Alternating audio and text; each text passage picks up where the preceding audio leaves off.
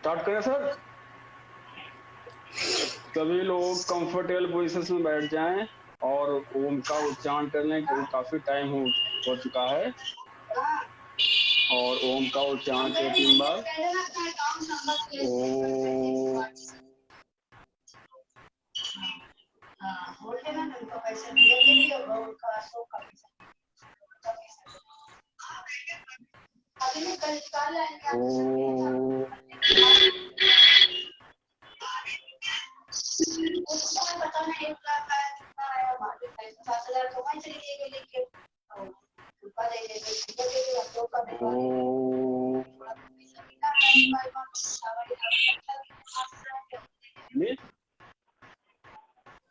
सभी लोग दोनों हाथों को स्पर्श करें। गायत्री मंत्र ओम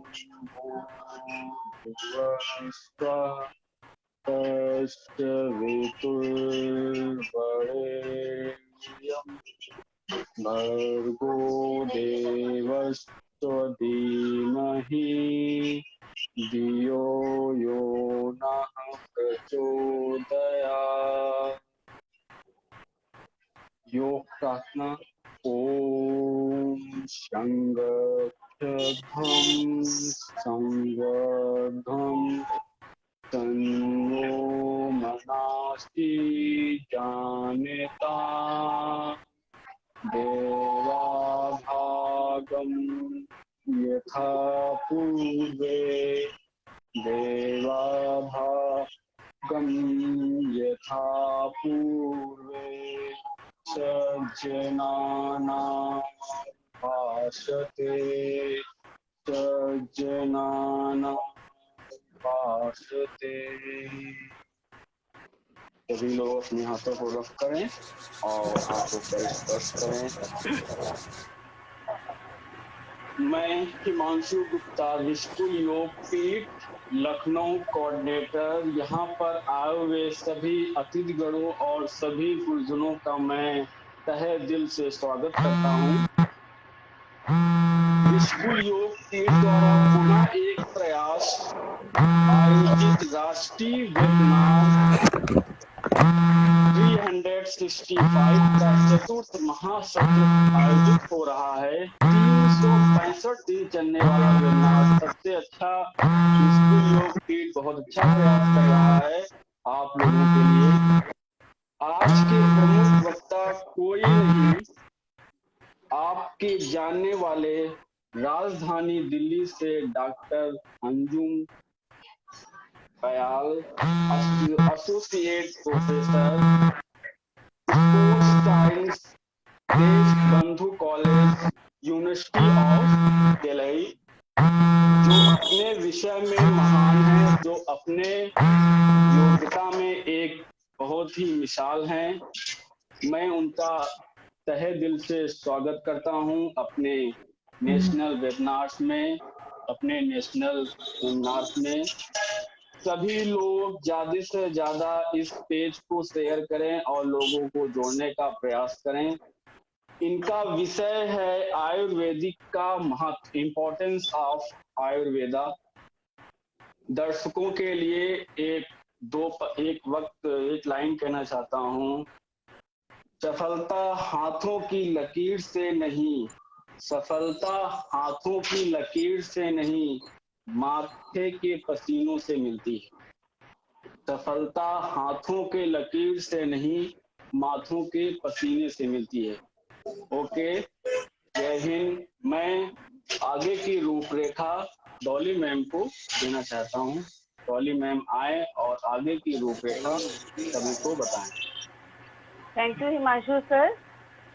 आवाज आ रही है? हाँ जी। Good evening and very warm welcome to all. दर्शकों, आप सभी का स्वागत करते हैं ऋषिकुल योग पीठ के लाइव पेज पर। ऋषिकुल योग पीठ द्वारा चलाई जा रही 365 दिवसीय श्रृंखला का आज 4th डे है, जो कि बहुत ही अपने आप में विशेषकर होगा और ये आयुर्वेद से जुड़ा हुआ विषय है आज का सेशन का। और ये DN शुक्ला जी द्वारा चलाई जा रही है, जो कि हमारे ऋषिकुल योग पीठ के अध्यक्ष हैं ऑनलाइन माध्यम द्वारा ये संचालित हो रही। दर्शकों, मेरी आप सभी से एक ही रिक्वेस्ट है कि जल्दी से जल्दी हमारे पेज के लिंक को शेयर कर दे ताकि ज़्यादा से ज़्यादा लोग इसका लाभ उठा सके। तो अब हमारे हिमांशु जी ने ईश्वर वंदना कर चुके हैं। इसी के साथ ही हम डॉक्टर साहब का परिचय करा देते हैं। आज हमारे साथ नई दिल्ली से doctor Anjum Padiyal, professor department of PE and sports science, Deshbandhu college से, यूनिवर्सिटी ऑफ दिल्ली DU से जुड़ चुके हैं। Topper from LNIPE Gwalior 1992 batch से ये टॉपर रहे हैं। She was a gymnast and world rank 8 in Suzuki world cup 2006 Tokyo and Japan. She was appointed as an observer for Indian continent in Asian indoor games. She was appointed as a sports psychologist for World University Games 2019 Italy. She is many international reservatory papers on her credit. She has written my book on yoga and stress management for Delhi University curriculum aerobics, a way to fitness. Her 2 books are bestseller on Amazon IE or in Encyclopedia for Gym Trainer and Marshall the Mind. She is certified by TTC 500 hours yoga trainers from Yoga Alliance USA और registering है ये more than 10,000 hours. इनका परिचय कराना सूरज को दीपक दिखाने जैसा है और दर्शकों, इससे भी ज्यादा इनके पास उपलब्धियां जो इन्होंने प्राप्त करी अपने जीवन में, अगर आज हम उनको बताने चलेंगे तो सारा वक्त इसी में ही गुजर जाएगा। तो अब हम चाहेंगे कि मैम आए और अपना ज्ञान हमारे दर्शकों से साझा करें और दर्शक हमारे इसकी जानकारी अच्छे से प्राप्त करें। और दर्शकों, मेरी आपसे यही रिक्वेस्ट है कि आप आज कॉपी पेन नोट पास रख लें, नोटबुक, ताकि अपनी जानकारी जो भी मैम दें हमारे डॉक्टर मैम, तो आप अपना नोट कर लें जो कि आपके हमेशा काम आएगी। अब मैं अनुपम जी को बुलाना चाहूंगी कि वो डॉक्टर अंजुम जी का वेलकम करें। धन्यवाद। प्रणाम मैडम, मैं अनुपम कुमार बिहार स्कूल योग का कोऑर्डिनेटर हूँ। मैं आज आपको स्कूल योग के 365 वेबिनार में आपका स्वागत करता हूँ। धन्यवाद। अब डॉक्टर अंजुम आप आए और बाकी के प्रोग्राम का संचालन करें। धन्यवाद जी। सभी को नमस्कार और बहुत बहुत धन्यवाद। दिल के साथ ऋषिकुल विद्यापीठ ने मुझे इनवाइट किया, योगपीठ ने मुझे इनवाइट किया। देवनाथ शुक्ला जी एंड अनुपम जी का बहुत बहुत धन्यवाद और आभार प्रकट करूंगी कि 365 दिन की जो सीरीज, लेक्चर सीरीज स्टार्ट की है, that's a very big initiative. क्योंकि अभी जैसे कहा सूरज को दीपक दिखाना, तो आयुर्वेद के महत्व जो मेरा आज का टॉपिक है उसके ऊपर कुछ भी बात करना सूरज को ही दीपक दिखाने वाली बात है। क्योंकि आयुर्वेद अपने आप में इतना सक्षम, इतना सशक्त विज्ञान है कि अगर हम मॉडर्न साइंस के छाया में या प्रतिछाया में इसको थोड़ा पीछे रखने की कोशिश करें या थोड़ा तो लौट लौट के हमें उसी पे आना पड़ता है। कोविड-19 की ही बात ले लेते हैं। जैसे ही प्रकोप शुरू हुआ, अब तो 1.5 साल हो गया हम सबको जूझते हुए, बट जैसे ही प्रकोप शुरू हुआ तो सबसे पहले जो समझ में आया पूरे समाज को वो था काढ़ा। और काढ़ा, क्योंकि मैं यहाँ इस टाइम लॉस एंजलिस से बोल रही हूँ, काढ़ा सिर्फ इंडिया में ही नहीं, काढ़े की डिमांड US और बाकी कंट्रीज में भी जहाँ योग और आयुर्वेदा को थोड़ा सा समझा जाता है। पोलैंड में मेरी फ्रेंड जो इंडोलॉजी की प्रोफेसर है यूनिवर्सिटी में वर्साव में, उन्होंने मुझे इन्फॉर्म किया कि यहाँ पर भी काढ़ा जो है, people are trying to search कि काढ़ा कैसे बनाया जा सकता है, बिकॉज उन लोगों को नहीं पता, they are missing the essence of Ayurveda. Europe में बहुत देशों ने इस पे सर्च किया और आप लोगों को बहुत ही सुनकर खुशी भी होगी और अमेज भी होंगे आप लोग। जो माँ हमें हल्दी का दूध देती थी, जिसको बहुत सारे बच्चे नाक सिकोड़ कर साइड में कर देते थे, वो यहाँ पर कैफेज में सबसे महंगा गोल्डन टर्मरिक लैटे के नाम से इंट्रोड्यूस हुआ है। और ना केवल कैफे में वो लोग फ्रेश बनाकर देते हैं, बल्कि उनकी बॉटल्ड लैटे जो है वो भी सबसे ज्यादा फेमस है। एंड इतनी अच्छी चीज यहाँ पर सिर्फ आयुर्वेदा के विज्ञान के कारण ही एक्सेप्ट हुई है। सो आयुर्वेदा धन्वंतरी की हम संतान हैं। 2000 साल पुराना विज्ञान का हमारे पास ना केवल हमारे पास प्रूफ है, हमारे पास रिटन हिस्टोरिकल एविडेंसेस हैं, जहाँ पर हमारे पास वेदास के साथ बाकी सब पिक्टोरियल, हिस्टोरिकल और जो भी हमें अवशेष मिलते हैं, वहाँ पर हम पूरे दुनिया को ये बता पाए हैं कि आयुर्वेदा एक बहुत ही विस्तृत विज्ञान था, जहाँ पर Sushruta was the first cosmetic surgeon. बहुत ज्यादा, बिकॉज मैं यहाँ हॉलीवुड के बहुत पास रहती हूँ, तो कॉस्मेटिक सर्जरी जो है यहाँ पर बहुत ज्यादा हाइपअप है। तो हमारे जो विश्व के सबसे बड़े कॉस्मेटोलॉजिस्ट थे वो सुश्रुता थे, जिन्होंने 72 टाइप ऑफ आई सर्जरीज को इंट्रोड्यूस किया था way back thousands years ago.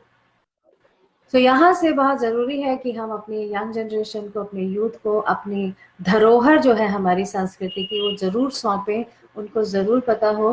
क्योंकि 20-25 साल बाद अगर कुछ नुस्खे यहाँ अमेरिका से, यूरोप से, ऑस्ट्रेलिया से इंडिया आएंगे, तो हमारी जनरेशन सोचेगी शायद वो यहाँ की इनोवेशन है।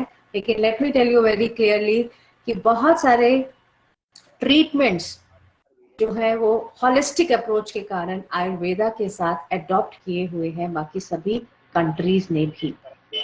तो आयुर्वेदा, आयु को हम लाइफ, एनर्जी, फोर्स, क्योंकि सभी लोग एक लंबी आयु की और दीर्घ आयु की, ना केवल हम लोग बड़ों से ब्लेसिंग्स लेते हैं, बल्कि चाहत भी ही होती है कि हमारी आयु दीर्घ हो। पर दीर्घ आयु के साथ ही आयुर्वेदा आयु का बढ़ाने का, लॉन्जेविटी का जो नॉलेज है, वेद मतलब नॉलेज, वो आयुर्वेद है। सो लॉन्जेविटी इज वन थिंग, लेकिन longevity without the disease is another target. और बीमारियों के बारे में आज मैं बिल्कुल बात इसलिए नहीं करना चाहूंगी कि 1.5 साल से हम बीमारी से जूझ रहे हैं, ना केवल हमारा देश बल्कि it's a whole world, it's a pandemic. So कैसे हम एक होलिस्टिक अप्रोच रखें? अगर हम हल्दी का दूध लगातार वैसे भी पीते, अगर वो हमारी डाइट में से ऑब्सोलीट नहीं होता, तो एक ट्रीटमेंट हमारे अंदर डिफेंस सिस्टम का ऑलरेडी रहता है। बहुत सारे लोग बहुत अचंभित होते हैं कि कुछ एक पर्टिकुलर जगहों पर या गांव में पेंडेमिक का इतना प्रकोप नहीं हुआ, अंटिल कि वो ट्रैवल हुआ because of the people it travel. Otherwise वहां पर नामो निशान नहीं था, क्योंकि a good living, a good habit, diet plays a very important role in Ayurveda. और अभी आज की सिचुएशन में अगर हम बात करें, ओबेसिटी, ओवरवेट, डायबिटीज, कोलेस्ट्रॉल, ये सारी ही डिजीज लाइफस्टाइल डिजीज है। तो आइए हम डिजीज की बात ना करके हम लाइफस्टाइल को कैसे ठीक करना आयुर्वेदा बताता है, हम उसके महत्व पर चर्चा करते हैं। क्या होगा अगर हम हल्दी का दूध रोज रात को पीकर सोते हैं? हल्दी बहुत ही गुण है इसमें, और सबसे बड़ा गुण है कि ये हमारे WBC, white blood cell defence mechanism को स्ट्रॉन्ग करता है। साथ में ही हमें पेन रिलीव करता है। पहले जब हम एक्सरसाइज करते थे, प्रैक्टिस करते थे, या खिलाड़ी जब खेलता था और उसको चोटें लगती थी, वो चोटिल हो जाता था, तो सबसे पहले उसको गर्म हल्दी का दूध दिया जाता था। और जहां पर भी चोटिल हुआ है, स्पेशली मैं बात करूं कुश्ती की, तो वहां पर हल्दी का लेप लगाया जाता था। और ऐसी ये रेमेडीज जो है, ये इतनी कारगर साबित होती थी कि हमने सालों साल हम मूव इस्तेमाल नहीं करते थे, हम स्प्रेज इस्तेमाल नहीं करते थे, हम हल्दी को इस रूप में लेते थे, इस रूप में इस्तेमाल करते थे, जिसका बहुत ही ज्यादा इफेक्ट होता था। और side effect, there is no side effect. अगर आप कोई भी पेन किलर लेते हैं अपने पेन को मैनेज करने के लिए, तो side effect is always associated with modern medicine. Because यहाँ समझने वाली बात है, according to the anatomy, according to the physiology, according to the biochemistry, रसायन, रसायन, आयुर्वेद जो है उसका आधार है रसायन। और ये बहुत एंशियंट टाइम में पहले ही समझ लिया गया था कि you are what you eat. हम जो भी खाते हैं वो एक केमिकल कॉम्पोजिशन में चेंज होता है, and when it changes to the chemical composition, so reaction will be different. अगर हम चारों ही लोग यहाँ पर जो बैठे हुए हैं सेम समय पर, सेम अमाउंट में, सेम कुछ न्यूट्रिशन लेते हैं, लेकिन चारों को अगर 40 दिन के बाद, क्योंकि आयुर्वेद हमेशा 40 दिन मिनिमम नुस्खा देता है, तो 40 डेज के बाद अगर हम एक्सपेरिमेंटल ग्रुप में इसको रिसर्च करें तो चारों के अंदर परसेंटेज वाइज डिफरेंट इफेक्ट होगा। अब वो क्यों है? यहाँ आयुर्वेदा कहता है प्रकृति, हम चारों की ही प्रकृति आंतरिक, योग भी यहाँ पर बात करता है आंतरिक वातावरण, सो हमारा इंटरनल एनवायरनमेंट जो है वो डिफरेंट है। So that means we are secreting a different chemical composition in different bodies. So digesting a same element, same same dish, same fruit, same vegetable can take a different timeline and will give a different effect. अब यहाँ पर अगर हम modern nutrition की बात करें तो हम आजकल एक टर्म सुन रहे हैं लैक्टोज इंटॉलरेंस। बहुत सारे लोग लैक्टोज इंटॉलरेंट बन रहे हैं, मीन्स दूध और दूध से बनी चीजें जो है उनको पचती नहीं है। So slowly and gradually, actually the chemical composition which are very essential to secrete by the digestive system for that particular composition, that is milk or maybe cheese, buttermilk, लस्सी, कुछ भी पचाने के लिए जो हमारे अंदर केमिकल कॉम्पोजिशन है वो कम है, और they are not able to digest it, absorb it. So digestion में भी आयुर्वेद कहता है, जहां हम प्रकृति की बात करते हैं वात, पित्त और कफ, वहीं हम बात करते हैं एब्जॉर्प्शन। तीनों ही प्रकृति में एब्जॉर्प्शन, बॉडी डाइजेस्ट कैसे करेगी और बॉडी उसको एब्जॉर्ब कैसे कराएगी, ये मैटर करता है। और यहाँ से जब हमारी बात आती है कि आज के संदर्भ में आयुर्वेद का महत्व इतना क्यों है, because of pollution and stress. ये दो ऐसी चीजें हैं जो आज के समाज में, चाहे वो कोई भी देश हो, अवॉइड नहीं कर पा रहा है। ठीक है, हम होलिस्टिक अप्रोच की भी बात कर रहे हैं, हम कॉन्शियस लिविंग की भी बात कर रहे हैं, हम सस्टेनेबल एनवायरनमेंट की भी बात कर रहे हैं, but the world population is so large now and we are so accustomed for the comfort. जितनी गर्मी और ह्यूमिडिटी इस टाइम पर इंडिया में है, कितने लोग एसी बंद करके बैठना चाहेंगे?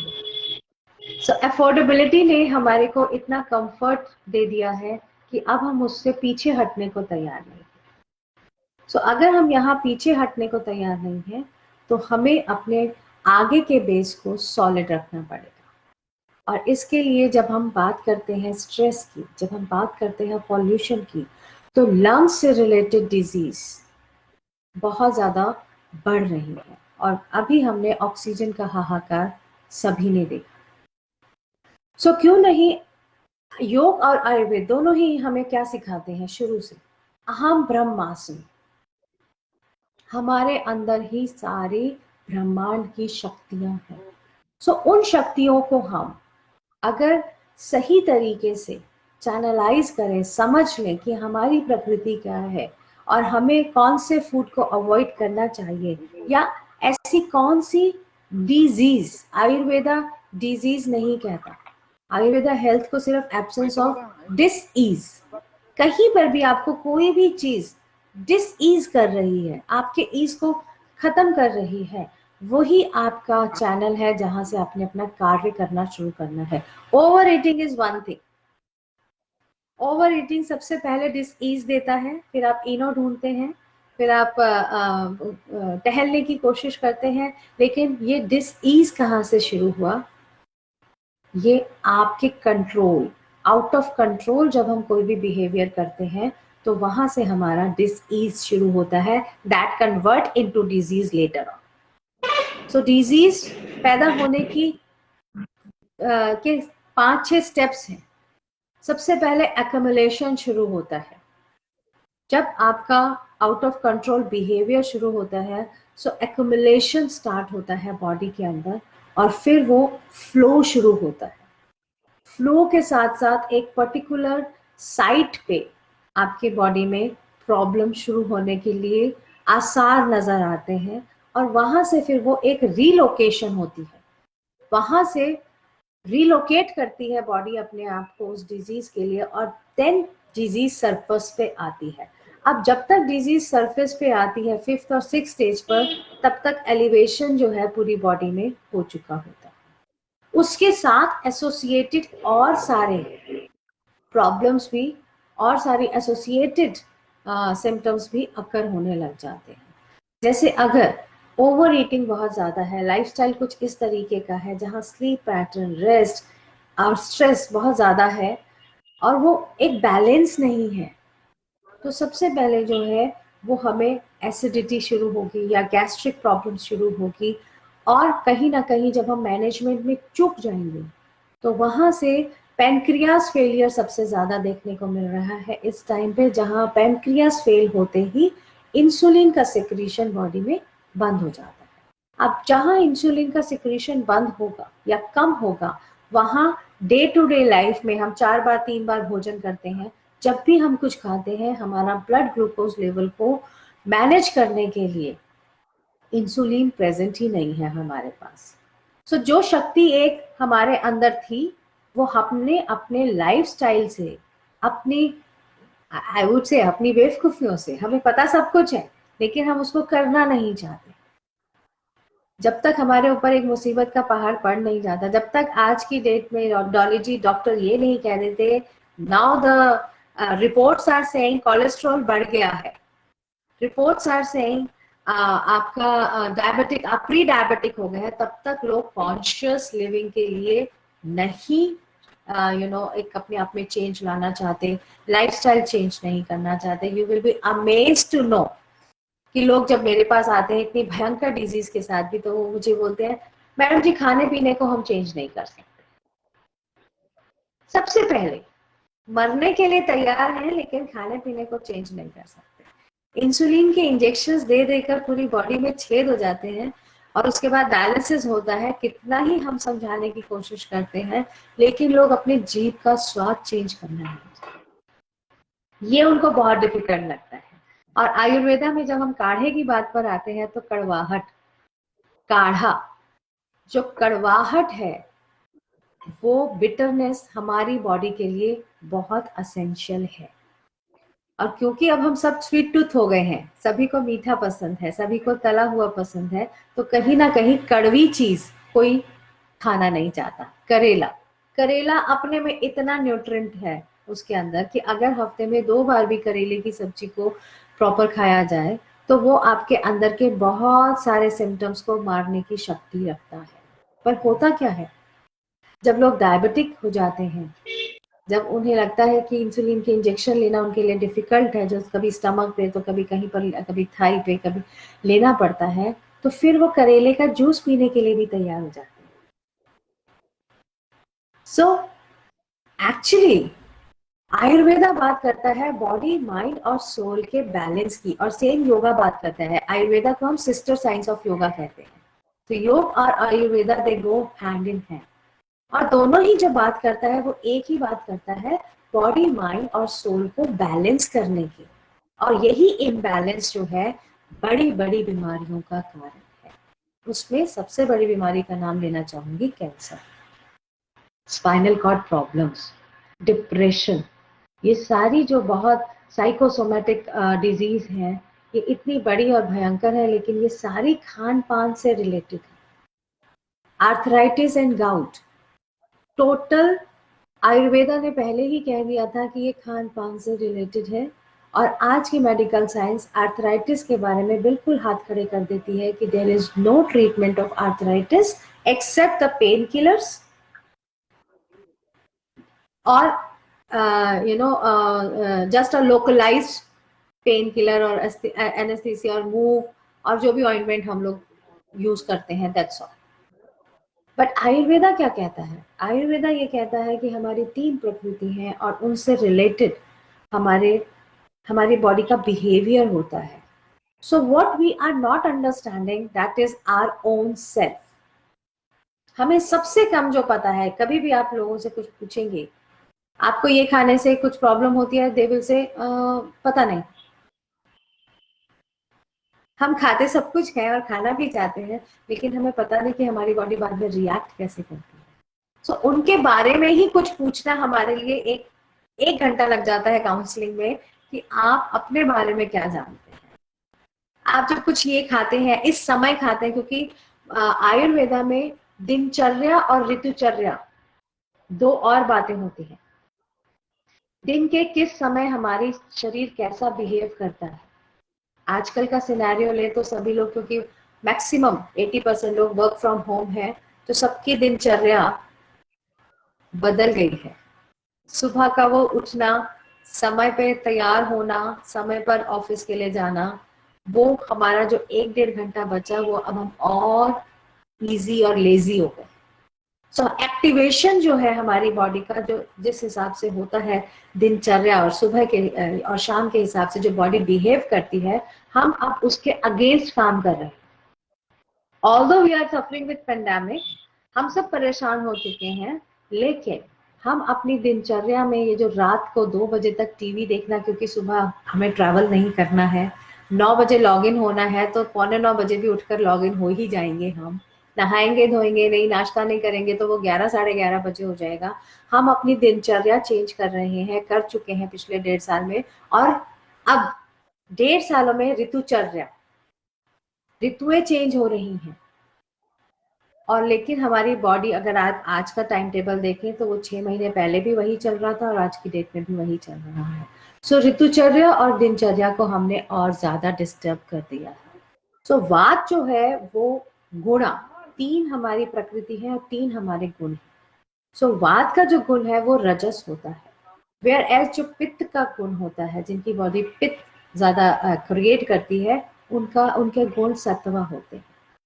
और जो बॉडी कफ ज्यादा क्रिएट करती है, उनकी बॉडी रजस, तमस और सत्व दोनों होती है। So it's a combination. And now I would come to the combination of the body.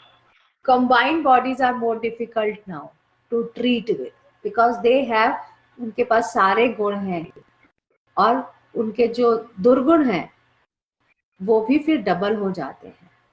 और अगर हम अपने लाइफस्टाइल को नहीं बैलेंस करेंगे तो हमारे इंटरनल एनवायरनमेंट, और फाइट हमें इंटरनल एनवायरनमेंट से करनी है, ये स्टार्टिंग से ही साइंस ने हमें बता दिया था। इस टाइम पे भी सर्वाइवल के लिए क्या है, हमारे पास मेडिसिन है, लेकिन कुछ लोगों ने इंजेक्शन हैं, लेकिन कुछ लोगों ने की डेथ उसके बावजूद भी हुई, क्योंकि इंटरनल एनवायरनमेंट स्ट्रांग नहीं था।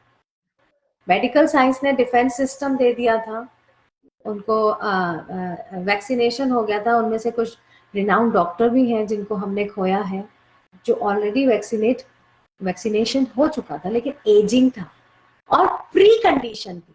अगर आने वाले समय में, जैसा कि कहा जा रहा है कि अब इसी तरीके की वॉर हुआ करेंगी, बायो वॉर हुआ करेंगी, और यही खेल खेले जाएंगे, तो यहाँ पर सर्वाइवल के लिए सबसे ज्यादा इम्पोर्टेंट है आपका internal defence system.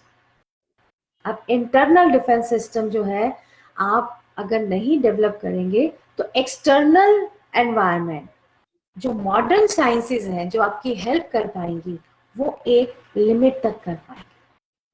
The failure of injections and the death occurred only, अगर आप डाटा उठा के देखें, अगर आप रिसर्चेस देखें, तो ज्यादातर मृत्यु दर उन्हीं में है जो ऑलरेडी प्री कंडीशन थे, जिनकी ऑलरेडी एक प्री मेडिकल कंडीशन चल रही थी। आइदर दे वर डायबिटिक, उनकी कोई और स्ट्रेस की कोई मेडिसिन चल रही थी, वो ऑलरेडी किसी मेडिकेशन पे थे। अब फिर वापस आएंगे हम रस रसायन के महत्व पर।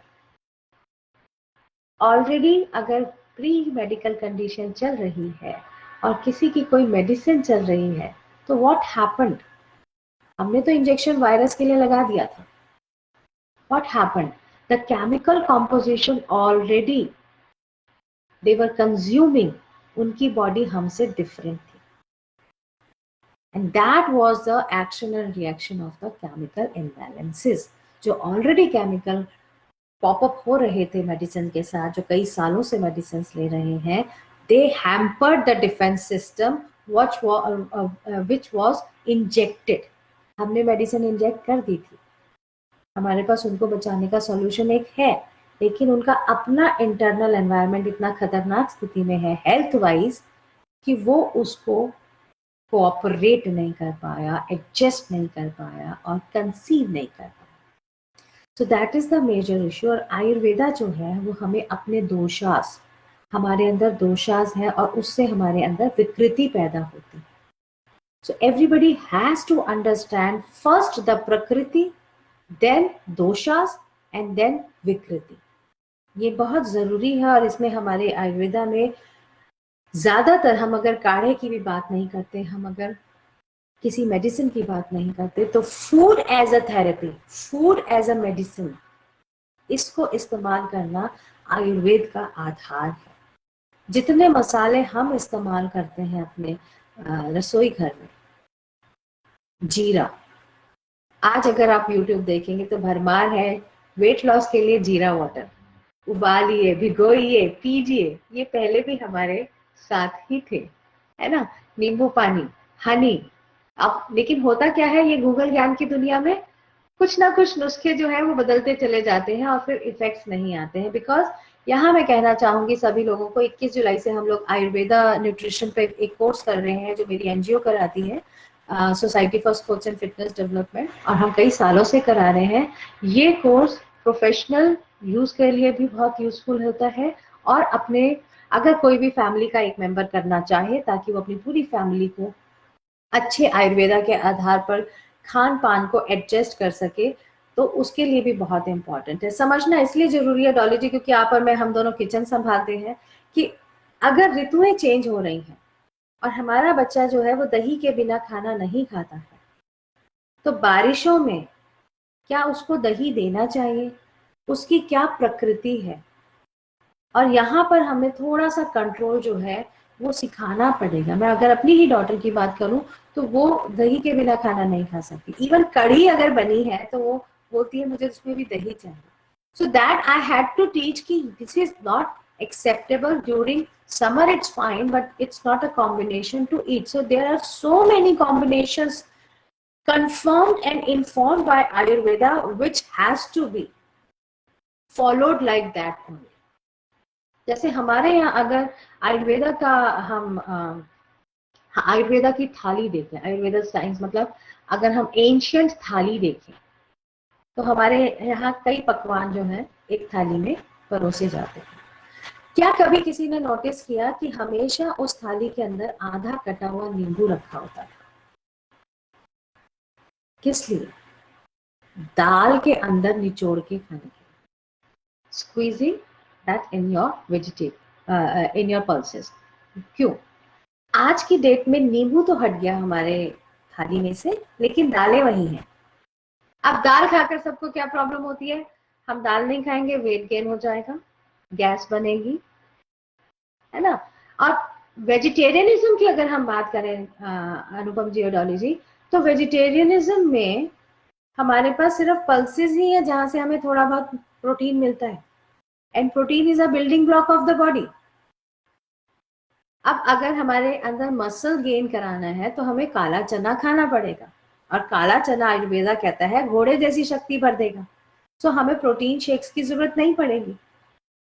लेकिन हम सब शॉर्टकट मेथड के एडॉप्शन के कारण हम अपनी थाली, जो हमारी बहुत मेडिसिन वाली थाली थी, हमने उसको भी डिल्यूट कर दिया, उसको भी कर्स बना दिया। अब बच्चे सीधा ये कहेंगे, या इवन लेडीज सीधा ये कहती है, मैडम दाल नहीं खाएंगे, दाल से वेट गेन हो जाएगा। दाल से वेट गेन नहीं होता है। दाल आपको प्रोटीन देती है और प्रोटीन आपके मसल्स बढ़ाता है। अब अगेन यहाँ अंडरस्टैंडिंग की बात है कि there is a difference between the weight loss and the fat loss. सब लोग, हम लोगों का कंसंट्रेशन है वेट लॉस। अरे भाई, वेट तो आप पानी ना पीजिए, थोड़ा सा स्वेटिंग कर लीजिए, ये ह्यूमिडिटी में वेट लॉस 1 किलो हो जाएगा। हमें जब अपने एशियन गेम्स ओलंपिक्स में वेट कैटेगरी में बच्चों का वेट कराना होता है और 1-1.5 किलो बढ़कर आ रहा होता है, तो हम उसको आयोडेक्स लगाकर और ट्रैक सूट पहनाकर 1 घंटा दौड़ा देते हैं और उसके बाद उसका वेट 1.5 किलो कम आ चुका होता है। सो ये क्या था, ये वेट लॉस वाटर लॉस है। एंड बिफोर कंपटीशन उसको हम रेप्लेनिश करते हैं बहुत सारा पानी और बहुत सारे ग्लूकोज पिलाकर, सो दैट उसको जो डिहाइड्रेशन हुआ है वाटर से वो उसकी परफॉर्मेंस को हैम्पर ना करे। सो ये वेट लॉस जो है ये वाटर वेट लॉस है। What is fat loss? Fat loss is exactly the criteria where you are using your fat and the combustion is going on for energy. वो fat loss है। ये डाइटिंग्स करके, diet plan को इधर उधर करके, दालें छोड़कर, दूध छोड़कर आप पतले नहीं होंगे। आप अपनी बॉडी को वीक कर रहे हैं। और जितनी भी लेडीज हैं उनमें वीकनेस इतनी है कि अब जब रिपोर्ट आती है विटामिन डी की कमी है, कैल्शियम की कमी है, अब सारी कमियां पूरी करने के लिए हम फिर पिल्स पर आ रहे हैं। तो बहना तिल ही खा लेती। अब तिल के लड्डू जो दादी और नानी खाती थी वो तो हमने फेंक दिए क्योंकि हमारा वेट गेन हो जाएगा। अरे वेट गेन आपके डाइजेशन की प्रॉब्लम और एब्जॉर्प्शन की प्रॉब्लम के कारण है, क्योंकि आप अपनी प्रकृति नहीं समझ पा रहे। अगर हर सर्दी के 1.5 महीने तिल के लड्डू खा लिए जाएं तो विटामिन डी और कैल्शियम के लिए कोई मेडिसिन खाने की जरूरत नहीं पड़ेगी। So that needs a consistency. So सबसे पहले हमें अपनी प्रकृति को समझना है, उसके बाद हमें अपने गुण समझने हैं। प्रकृति हमारे गुण आधारित करती है। गुण जो है वो हमें बताएंगे हमारे अंदर क्या दोष आ सकते हैं। सो दोष जो है, जैसे स्वीट, अगर हम बहुत ज़्यादा मीठा भोजन खाते हैं तो वो कफ और वायु हमारे अंदर 2 प्रकृति के एलिमेंट्स को एग्रीवेट कर देता है। अगर हम खट्टा बहुत खाते हैं, जैसे देखा होगा काफी लोगों को खट्टा बहुत पसंद है, सो खट्टा अगर हम खाते हैं तो पित्त प्रकृति हमारे अंदर ज्यादा उत्पन्न होती है। सो अगर आपकी बॉडी ऑलरेडी पित्त प्रकृति की है, ऊपर से आप अगर लगातार खट्टा खा रहे हैं तो आप उसको और ज्यादा एग्रीवेट कर रहे हैं, क्योंकि एक प्रकृति अगर ज्यादा एग्रीवेशन में आती है तो दूसरी प्रकृति उसको फाइट करती है क्योंकि उसको दबाया जा रहा है। तो अगर आपकी नेचुरल प्रकृति जो है उससे कॉन्ट्राडिक्ट कर रही है तो यहाँ से हमारे सेल्स की फाइट शुरू होती है। अब सेल अगर आपस में फाइट कर रहे हैं तो डिफेंस तो भूल जाइए, वो आपको बचाना छोड़कर वो आपस में अपनी जो है एक डोमिनेंस की फाइट करेंगे। क्योंकि मेरी प्रकृति अगर वायु है और मैं बार बार पित्त वाला कुछ ऐसा खाना खा रही हूँ तो मेरी वायु प्रकृति जो बहुत ही गतिमय है और जो पित्त है वो मेरे को स्लो डाउन करने की कोशिश करता है, और यहाँ से ब्रेन कॉन्फ्लिक्ट्स भी शुरू होते हैं। People fail to understand you are what you eat. हम क्यों कहते हैं? It's not only physical and physiologically, it's about the psychology also. और यहाँ से नॉन वेजिटेरियनिज्म एंड वेजिटेरियनिज्म का जो कॉन्फ्लिक्ट रहता है समाज में, they are fail to understand rasayan. सब्जियां खाकर हमारे अंदर जो रसायन पैदा होते हैं, और अगर हम मीट नॉनवेज खा रहे हैं उसके जो हमें, जिसको हम बोलते हैं गरिष्ठ भोजन, उसके जो रसायन हमारे अंदर जाते हैं, उनकी प्रकृति हमारे अंदर जो खुद डाइजेस्टिव जूसेस हैं हमारे अंदर, जो जूसेस प्रोड्यूस हो रहे हैं, क्या वो उसको पचा पा रहे हैं? और अगर हम ऐसा प्रकृति का भोजन खा रहे हैं, हमेशा हमारे आयुर्वेदा में और योग में कहते हैं माँ को भोजन बनाना चाहिए, जब आटा गूंदे तो बहुत अच्छे मानसिक स्थिति होना चाहिए, खुश होके भोजन बनाना चाहिए। आजकल कहना नहीं चाहिए क्योंकि मैं भी इसी जनरेशन की हूँ, थोड़ा इरिटेट हो जाते हैं जब किचन में थोड़ा लंबा काम करना पड़ता है। और इस 1-1.5 साल में तो सबसे ज्यादा कंप्लेंट विमेन की यही आई है, we are not getting rest. अब तो ये भी एक बहाना नहीं रहा मैडम जी कि ये बनाना नहीं आता, क्योंकि हस्बैंड गूगल से ढूंढकर रेसिपी देते हैं, ये लो रेसिपी और बनाओ, तुम भी बनाओ। क्योंकि मेरी फ्रेंड्स ने कहीं फेसबुक पे, सोशल मीडिया पे बहुत डेकोरेटिव एक डिश डाल दिया, तो अब मेरे हस्बैंड, मेरे बच्चे भी कह रहे हैं मम्मा आप भी ट्राई करो। तो we are not getting rest. So जो कपाट लेकिन अगर हम थोड़ा इरिटेट होकर किचन में काम करते हैं, खाना बनाते हैं, तो वो जो हमारे इमोशंस हैं they are also served in the plate. इसलिए आयुर्वेदा में ये बहुत इम्पोर्टेंटली कहा गया है कि भोजन कैसे बनाया गया है, किसने बनाया है, किस समय उसको खाया गया है, ये हमारी प्रकृति के अंदर हमारे को बहुत ज़्यादा इफेक्ट करता है। और यहीं से एग्रेसिव, अगर बहुत ही एग्रेसिव नेस है लोगों में, किसी बच्चे में, तो उसके सबसे पहले हम चेक करते हैं कि मसाले, क्योंकि कई बार क्या होता है और मोस्ट ऑफ द टाइम खाना एक साथ बनता है सभी लोगों का। अब बड़े भी वही खा रहे हैं, बच्चे भी वही खा रहे हैं। बड़ों के लिए हो सकता है वो काली मिर्च और लाल मिर्च या हरी मिर्च जो भी हम प्रयोग कर रहे हैं, हमारी बॉडी क्योंकि मैच्योर हो चुकी है वो थोड़ा टॉलरेट कर जाएगी। लेकिन अगर सेम बच्चे भी खा रहे हैं, और कई बार क्या होता है खाने में मिर्च होती है तो माँ कहती है अच्छा दही के साथ खा लो, उसको दबाने के लिए, लेकिन एक्चुअली रसायन तो मिर्च का आपकी बॉडी में जा रहा है, उस बच्चे के अंदर जा रहा है। सो इसलिए प्रकृति ऑफ भोजन की जो प्रकृति है वो भी हमारी प्रकृति को डिसाइड करेगा। और मैं इस प्लेटफॉर्म से वैसे मेंशन नहीं करना चाहूंगी, लेकिन आप लोग अगर हमारे साथ जुड़ते हैं तो आप लोगों को बहुत सारे हम रिसर्चेस, हिस्टोरिकल, पॉलिटिकल रिसर्चेस दिखाएंगे जो हमने खाने के ऊपर की है कि किस देश का भोजन कैसा है और वहां के लोगों की प्रकृति कैसी है। Now without describing any belt, आप लोग बहुत समझदार हैं, आप लोग अपने आप ही इसको वो करेंगे। Japanese are very cool and calm.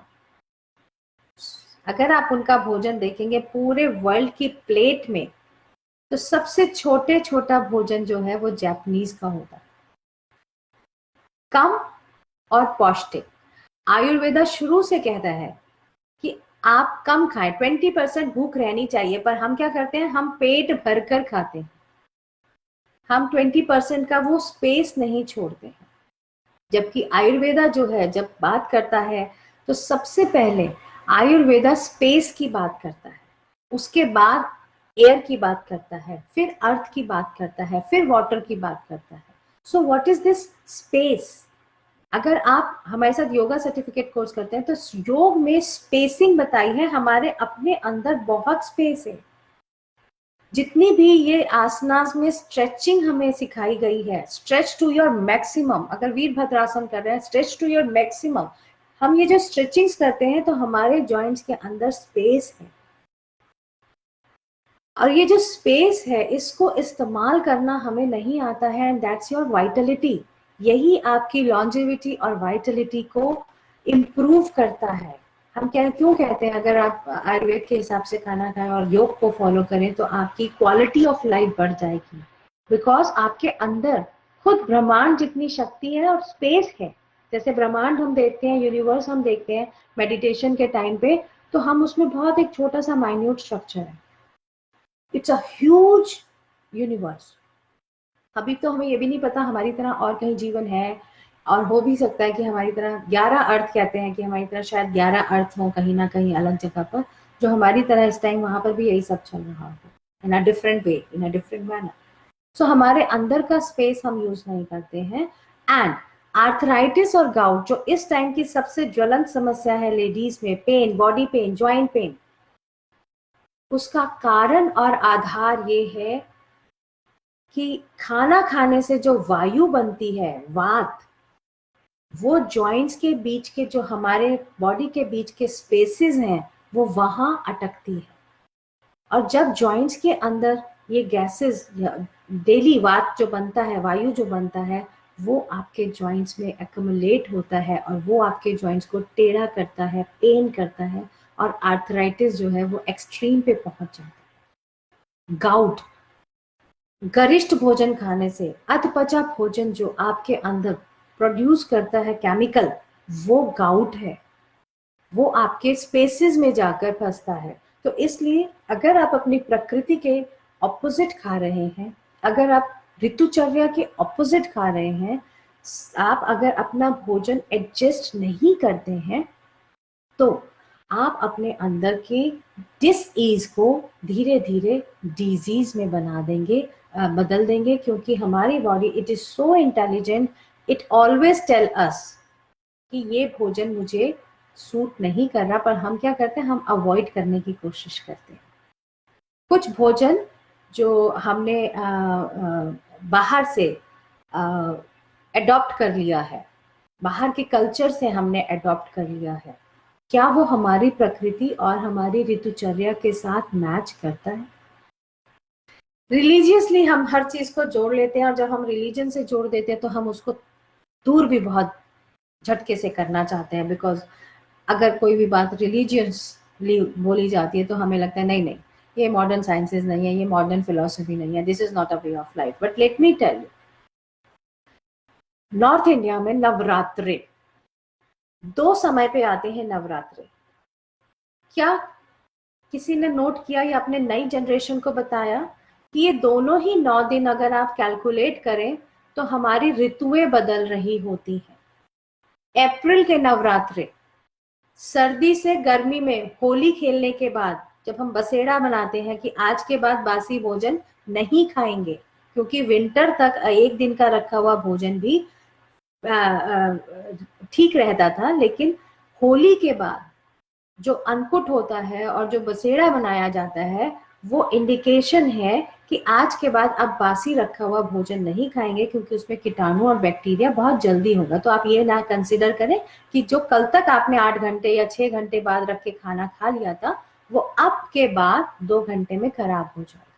So that was ये इसलिए बनाया जाता था। अब जब हम होली मनाने के बाद अप्रैल में प्रवेश करते हैं, और समर जो आजकल आप लोग झेल ही रहे हो, गर्मी, उष्ण, बिल्कुल, है ना, और फिर उसके बाद ह्यूमिडिटी आ जाती है बारिशों के साथ। तो यहाँ पर नवरात्रों के जो 9 दिन थे, वो बहुत ज्यादा गरिष्ठ भोजन, और जो हम आजकल कुट्टू की सब कुछ तल के पूड़ियां और ये सब खाते हैं, ये नहीं था। द सिस्टम ऑफ व्रत जो है वो भी चेंज हो गया है। 9 दिन के नवरात्रे फलों पे रखे जाते थे, और फल आयुर्वेदा में क्या करता है, क्लिनजिंग, एंड मॉडर्न न्यूट्रिशन में हम कहते हैं डिटॉक्स। सो 9 डेज सर्दियों में जो थोड़ा गरिष्ठ भोजन खाया जाता है, गर्मी लेने के लिए खाया जाता है, जहां पर हमने लड्डू भी खाए, हमने बहुत हलवा भी खाया, वहां से गर्मी आ गई है, बॉडी को ऋतुचर्या के हिसाब से एडेप्टेशन कराने के लिए वो 9 दिन फलाहार रखा जाता था, ताकि बॉडी डिटॉक्स हो जाए और any chemical composition which is stuck inside the body वो रिलीज हो जाए, बॉडी को इतना टाइम मिल जाए। पर अब हम नवरात्रे जो रखते हैं वो इस कॉन्सेप्ट के साथ रखते हैं कि खाना क्या क्या है। आप नवरात्रे से पहले वाले दिन मार्केट में जाकर शॉपिंग देखिए लोगों की, तो people are more concern about कि eating what we are going to eat rather than how we are going to fast. Now come to the winter Navratre. Winter नवरात्रों में कब आते हैं, जब हमारा दिवाली से जस्ट पहले हमारे कुछ ठंडी और सर्दी शुरू होने लग जाती है, एनवायरनमेंट में हमें पता लगने लग जाता है, फेस्टिवल मूड आ जाता है, वहां नवरात्रे रखे जाते हैं। दशहरा मनाने से पहले जो 9 दिन होते हैं और 10वें दिन हम दशमी मनाते हैं। अगेन वहां पर अब हम विंटर में प्रवेश हो रहे हैं, बारिश और गर्मी और बारिश के बाद, तो वहां पर फिर हमारे को 9 दिन दिए गए हैं डिटॉक्स करने के लिए। अब जो भी हल्का भोजन था, जो भी हमें लाइटर रखता था, गर्मी के कारण हम कुछ भी ठंडा पी लेते थे, आज के बाद अब डिटॉक्सिफिकेशन के बाद गर्म पेय पदार्थ शुरू हो जाते थे। सो ये सब जो है रिलीजन से शायद इसलिए जोड़ा गया था ताकि लोग पहले रिलीजन बहुत मानते थे, तो कोई भी काम रिलीजन के नाम पर जब हम कह देते तो वो बड़े सात्विक धर्म अपनाने के तौर पे कर लेते थे। पर अब सिनेरियो बदल गया है। 2000 साल पुरानी साइंस है आयुर्वेदा, 5000 साल पुराना साइंस है योग। तो आज के बच्चों को जो हर प्लेटफॉर्म से मैं सिखाना और समझाना चाहती हूँ वो है science, anatomy, physiology, psychology and sociology. क्या सोशल कोहिजन होता है, फेस्टिवल्स हम क्यों मनाते हैं, मिलकर क्यों मनाए जाते हैं, क्यों हम कुछ दान उस समय निकालते हैं, गरीबों के नाम पर निकालते हैं, because community should build together and should move together. So Ayurveda जो है वो physical, physiological, psychological and social, environmental, हर तरीके का ध्यान कैसे रखना है लाइफ में, और कैसे हम अपनी मदर अर्थ को सेव कर सकते हैं, saving the human species, getting up to the optimum performance of your intelligence, of your capacity, of your ability, और उसके साथ ease from the disease. That's the mantra from the Ayurveda. और modern concept में शायद पुराने लोगों को इतना जरूरत नहीं होगा आयुर्वेदा का और योग का जितना आज के सिनेरियो में, fighting with so many disease, fighting with our lifestyle, coping up with stress, and coping up with the pollution. We need to be living according to the Ayurveda, adopting best of our sciences, our ancient sciences, and respect them. Just study गुड़ कब खाना चाहिए, चावल कब नहीं खाने चाहिए, हमारी थाली में से कब, थालियों के भी हमारे प्रकार होते हैं ऋतुओं के हिसाब से, 6 ऋतुएं हैं।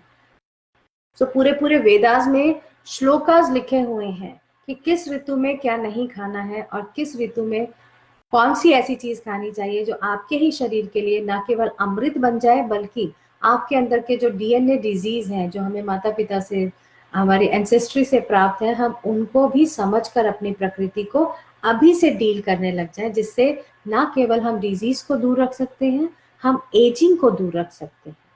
पुराने समय में 100 साल तो एवरेज एज होती थी, जो सिमट कर अब 60 साल पर आ गई है। 40 साल हम लोगों ने लूज कर दिया, then we say we are a modern scientist. हमने अपनी साइंस की तरक्की की है या हमने अपनी साइंस को लूज किया है, ये आज के संदर्भ में 21वीं सदी में हमें सोचने की जरूरत है। So go back to the basic, सभी लोग वापस बेसिक्स पे ही जाएं, तभी हम अपने आप को सेफ एंड साउंड रख सकते हैं। धन्यवाद। मेरा लेक्चर है, मैं यही, क्योंकि इट्स ये 2000 साल और 5000 साल पुराना स्क्रिप्चर्स हैं, इतनी नॉलेज है, तो इसके ऊपर I can go for hours and hours. So कुछ लोग अगर उनको जरूरत है, उन्हें लगे कि उनकी बहुत जरूरत है कि वो योग और आयुर्वेदा को डीपली और अच्छी तरह समझे, ताकि वो अपने परिवार के संस्कारों में, देखिए हम अपने बच्चों को अगर अच्छे संस्कार, इन द सेंस खाने पीने का ये भी संस्कार होता है, अगर हम उनको एक अच्छा लाइफस्टाइल साइंस के हिसाब से, जो प्रूवन साइंस है, सिखा जाएं, तो हमें चिंता नहीं रहेगी कि हम उनकी लाइफ कितनी बड़ी और कितनी क्वालिटी लाइफ होगी। So for your young generation, to give them the longevity and the quality of life without disease, without any fear of disease। हम सब घर पे दुबक के बैठे हुए हैं 1.5 साल से, अगर हम नहीं चाहते कि आने वाली जनरेशन बार बार इस तरीके से फाइट करे, अपने आप से जूझे, अपनी लाइफस्टाइल से जूझे, तो हमें उन्हें आज एक्यूरेट लाइफस्टाइल की तरफ मोड़ना ही पड़ेगा। सो धन्यवाद। Questions please. हम धन्यवाद देना चाहेंगे अंजुम पटियाल डॉक्टर जी का कि उन्होंने अपना इतना कीमती समय दिया और हमारे दर्शकों को बहुत ही अच्छी गाइडेंस दी। उन्होंने हमें एक तो ऋतुओं का ज्ञान बताया कि 6 ऋतुएं जो हमारे पूरे साल में जो आती हैं, उसके हिसाब से अपनी आहार चिकित्सा, अपने आहार का ध्यान रखते हुए हम अपने आप को कैसे स्वस्थ रख सकते हैं। और हमारी बॉडी की 3 जो प्रकृति हैं, जो नेचर से हमें मिली हैं, वो वात पित्त कफ अगर बैलेंस में रहेगा तभी आप स्वस्थ रह सकते हैं। अगर वो डिसबैलेंस होंगे तो आपका स्वास्थ्य बिगड़ जाएगा। उसको आपको समझना पड़ेगा। हमें आयुर्वेदा की तरफ जाना पड़ेगा, हमें योग की तरफ बढ़ना पड़ेगा, तभी हम इस साइंस को समझ सकते हैं और अपनाना भी पड़ेगा। समझने के साथ अपनाना भी पड़ेगा। तो इसी के साथ ही हम डॉक्टर साहब का धन्यवाद देना चाहेंगे और अब हम प्रोग्राम के समापन की तरफ चलेंगे और शांति पाठ करेंगे। दोनों आंखों को बंद कर लें, गर्दन कमर पीठ बिल्कुल सीधी और हाथों को नमस्कार मुद्रा में रख लें।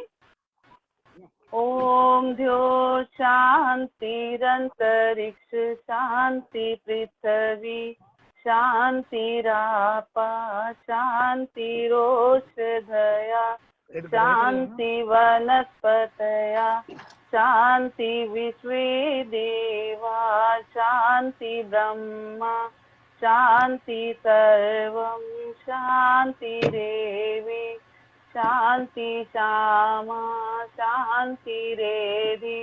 ओम शांति शांति शांति ओम। इसी के साथ ही सभी दर्शकों को और हमारे जो डॉक्टर साहब हैं उन सभी को धन्यवाद, और अनुपम जी को मैं बुलाना चाहूंगी कि वो डॉक्टर मैम का आभार प्रकट करें। धन्यवाद।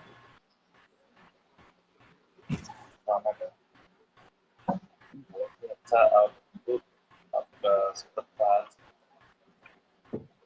बहुत ही अच्छा ऋतु के बारे में और हमारे प्रकृति के बारे में आप बताए, जो कि अपने बहुत ही अद्भुत ज्ञान था। और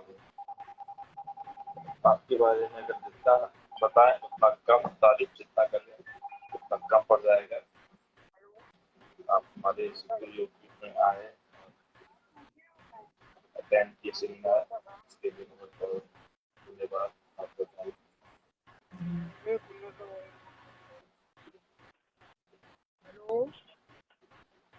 तो थैंक यू